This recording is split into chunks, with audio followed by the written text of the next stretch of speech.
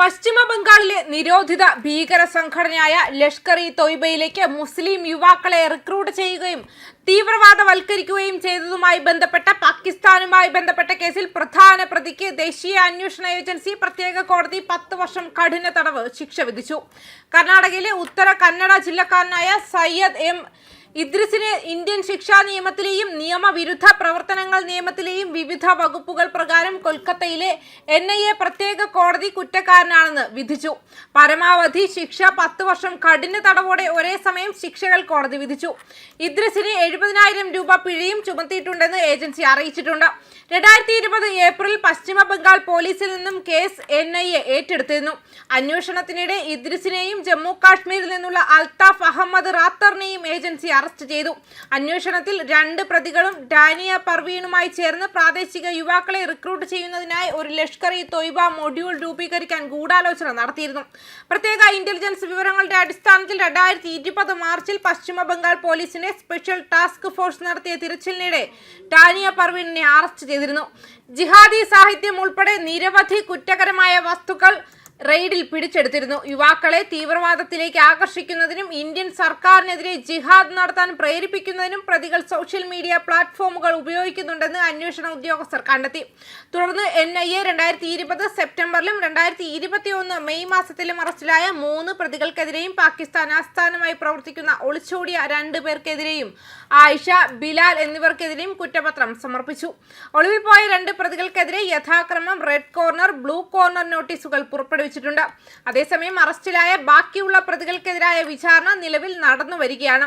മാത്രമല്ല, പാകിസ്ഥാനുമായി ബന്ധപ്പെട്ട വിശാഖപട്ടണം നാവിക ചാരവൃത്തി കേസിൽ 2 പ്രതികൾക്ക് കൂടി ദേശീയ അന്വേഷണ ഏജൻസി പ്രത്യേക കോടതി തടവ് ശിക്ഷ വിധിച്ചിരുന്നു.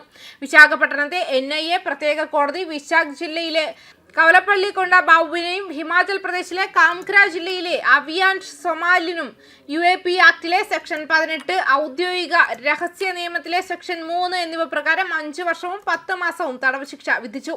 കൂടാതെ കോടതി ഓരോരുത്തർക്കും 5,000 രൂപ പിഴയും വിധിച്ചിട്ടുണ്ട്. ഇതോടെ കേസിൽ ഇതുവരെ ആകെ 6 പ്രതികളെ കുറ്റക്കാരായി കണ്ടെത്തി ശിക്ഷിച്ചു.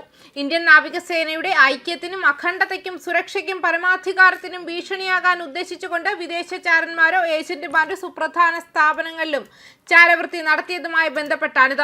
വാട്സാപ്പ് വഴി വിദേശ രഹസ്യാന്വേഷണ ഏജൻസികളുമായി ബന്ധപ്പെട്ടിരുന്നുവെന്നും ഇന്ത്യൻ പ്രതിരോധ സ്ഥാപനങ്ങൾ, വിന്യാസങ്ങൾ എന്നിവയുമായി ബന്ധപ്പെട്ട സെൻസിറ്റീവ് രഹസ്യ വിവരങ്ങൾ പങ്കുവയ്ക്കുന്നതിൽ പങ്കാളികളായിരുന്നുവെന്നും NIA അന്വേഷണത്തിൽ കണ്ടെത്തിയ കേസിൽ ഇപ്പോൾ കുറ്റക്കാരായി ശിക്ഷിക്കപ്പെട്ട 2 പ്രതികളെ യഥാക്രമം 2019 ഡിസംബറിൽ മുംബൈ, കാർവാർ എന്നിവിടങ്ങളിൽ നിന്നും അറസ്റ്റ് ചെയ്തു.